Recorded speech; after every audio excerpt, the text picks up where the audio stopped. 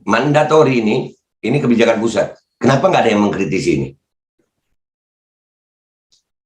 Padahal sudah banyak yang korban. Ayo. Nah ini buat para oposisi, video gue kali ini tolong disebarkan juga. Gue bersedia memberikan edukasi, penjelasan kepada orang-orang yang mengaku oposisi tentang apa yang kita perjuangkan kali ini. Anti mandatori. Dan yang bersama gue, insya Allah, kalau masih pro mandatori, gue bukan menyebut mereka oposisi.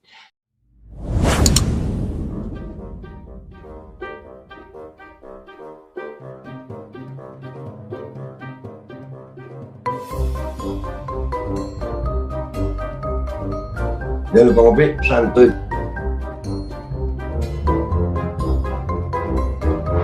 Mikir woi, mikir. Audit tuh PCR, audit fungsinya, jangan cuma harganya doang.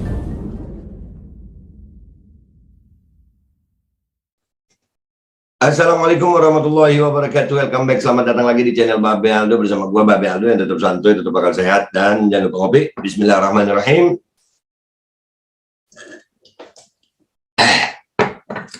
Alhamdulillahirrabbilalamin. Wassalatu wassalamu ala sayyidil mursalin sayyidina Muhammadin wa ala alihi washabihi ajma'in. Rabbi shrah li sadri wa yassir li amri wahlul 'uqdatam min lisani yafqahu qawli bi Nabi wa alihi. Salam revolusi akhlak, semangat revolusi akhlak. Semoga akhlak kita jadi lebih baik hari ini dibanding yang kemarin. Panjang umur perjuangan, merdeka, Allahu Akbar.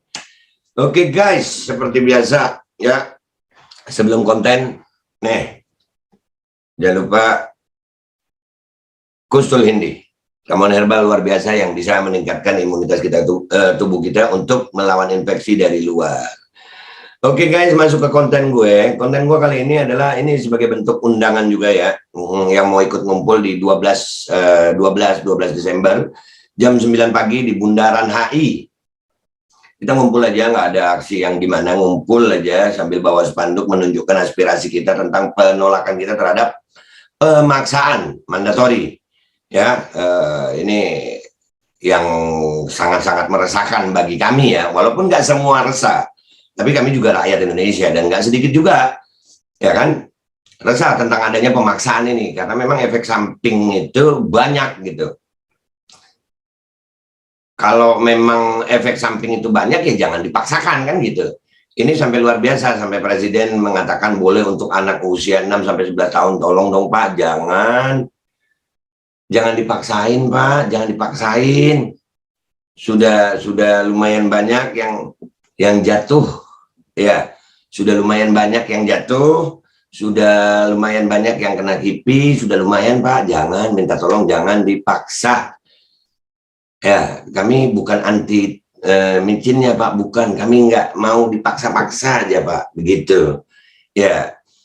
Dan insya Allah aksi ini akan damai, ya, sangat damai, super damai.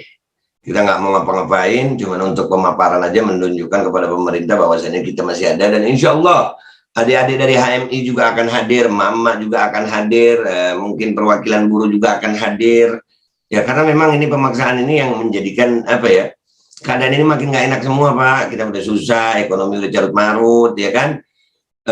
Gaji buruh juga mengalami yang namanya kesusahan buruh, undang-undang omnibus law, belum lagi ini pemaksaan, ya makin susah Pak, makin susah keadaan ini. Cuman kali ini yang khusus gua mau bahas adalah tokoh-tokoh nasional oposisi, ya, tokoh-tokoh nasional oposisi yang katanya oposisi. Ada Bapak, saya ini gue sebutin nama-namanya yang terhormat, Bapak Gatot Nurmantio, ada Bung Refli Harun, ada Bapak Rizal Ramli, ya, ini yang mengkritisi nih. Terus apa lagi ya? Banyak lah, sebutin aja nama-nama beliau-beliau ini ya. Terus ya pokoknya yang oposisi lah ya, yang katanya partai oposisi juga, ada PKS, ya ada PKS, terus ada yang partai-partai baru, Partai Umat. Kemana kalian terhadap kebijakan pusat mandatori ini? Kemana kalian? Ini kan kebijakan pusat ini mandatori, tapi kalian kayaknya nggak aware terhadap ini ya, nggak aware terhadap permasalahan ini, permasalahan mandatori ini. Ya ini sebagai video gua kali ini sebagai ajakan dan apa ya? Ayolah, kami ini udah malas sudah. kalau ujung-ujungnya pemaksaan juga, siapapun orangnya, yang pro mandatori itu jelas pro WHO. Kami kepingin pemimpin yang berdaulat, yang nggak tergantung sama WHO, ya, yang nggak tergantung sama negeri luar. Kami ingin pemimpin yang punya integritas terhadap bangsa ini, punya nasionalisme yang tinggi terhadap bangsa ini. Ini mana semuanya? Semuanya cuma ngomongin tentang ekonominya aja, hukumnya aja, bagus saja. Tapi untuk mandatori ini kalian kemana? Bahkan gue lucu juga kalau ada orang yang ngakunya oposisi, tapi pro mandatori. Jangan-jangan, iya sama aja ternyata. Ini yang jadi masalah. Ya jangan dong. Kita ini pengen ini oposisi itu benar-benar oposisi gitu. Loh, mandatori ini kebijakan mana? Kebijakan pusat? Bukan. Ini kebijakan WHO. WHO aja nggak mandatori sih. WHO nggak mandatori, micin yang dari WHO. Pemerintah Indonesia, pemerintah pusat Indonesia itu menjadikan ini mandatori. Padahal WHO enggak. Nah, oposisi kok diem aja? Yang ngakunya oposisi, mana nih? Yang bersuara lantang. Mana semua? Kenapa kalian diam saja urusan mandatori? Mahasiswa mana? Katanya mahasiswa itu harus kritis begini. Tadi malam alhamdulillah kita ketemu adik-adik HMI, nanti gue upload juga. Mereka akhirnya sadar. Nah yang lainnya, tokoh-tokoh nasional ini mana? Kalian nggak mau berbicara tentang mandatori? Nih salah satu senior kita di pergerakan, Bapak Egy Sujana, mudah-mudahan sehat. Mudah-mudahan sehat. Beliau jatuh sakit setelah menerima nih, Jin. Beliau jatuh sakit setelah itu. Mudah-mudahan Allah jadikan itu penghapus dosa, penambah pahala, dan mudah-mudahan beliau cepat sehat. Ini yang harus kita suarakan gitu. Mana oposisi yang katanya oposisi, mengkritisi kebijakan pusat, tapi urusan mandatori diem. Bahkan ada partai katanya oposisi, tapi bikin tempat micin gratis. Pertanyaan gue, sejak kapan memang micin bayar? Bayar ya tetap bayar Pak, tapi lewat pajak. Tapi waktu nyuntikin ya gratis ya. Nah ini, wahai yang mengaku oposisi, kenapa kalian diam saja di saat ada mandatori? Kami bukan anti micin, kami anti pemaksaannya. Ini kebijakan pusat yang perlu sangat dikritisi, karena ini levelnya sudah di semua elemen, kena semua. Sekolah harus anak SD, anak SMP, anak SMA, anak kuliah, pekerjaan. Darurat pandemi ini semuanya. Yang gua heran oposisinya diem aja. Bahkan terkesan pro, bahkan terkesan ikut. Apa juga ikut menikmati hasilnya dari pandemi ini. Jadi buat rakyat Indonesia jangan tertipu sama namanya oposisi. Jangan tertipu dengan namanya oposisi. Karena kalau mereka oposisi tapi mereka diam dalam urusan mandatori, mereka bukan oposisi.